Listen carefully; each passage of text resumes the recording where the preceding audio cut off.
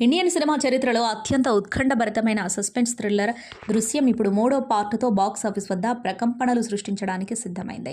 మలయాళ super star Mohan Lal హీరోగా, Jeethu Joseph దర్శకత్వంలో తెరకెక్కుతున్న దృశ్యం 3 మే 21న గ్రాండ్గా విడుదల కాబోతుంది. ఈ సందర్భంగా తాజా టీజర్ విడుదలైంది. జార్జి కుట్టి చేసే ఆ మైండ్ బ్లోయింగ్ మాయాజాలం ఈసారి ఏ రేంజ్లో ఉండబోతుందో అని ప్రేక్షకులు ఆసక్తిగా ఎదురుచూస్తున్నారు.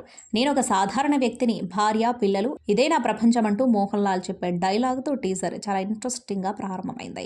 మొదటి 2 భాగాల్లో జరిగిన సంఘటనలను గుర్తు చేస్తూ 2026లో సాగే సరికొత్త కథను మేకర్స్ పరిచయం చేశారు. 10 ఏళ్లుగా పోలీసులు జార్జి కుట్టిని పట్టుకోవడానికి చేస్తున్న ప్రయత్నాలు, వాటిని ఆయన తిప్పికొడుతున్న తీరు టీజర్లో స్పష్టంగా కనిపిస్తోంది. ఈసారి ఇన్వెస్టిగేషన్ మరింత పదునుగా ఉండబోతుందని అర్థమవుతుంది.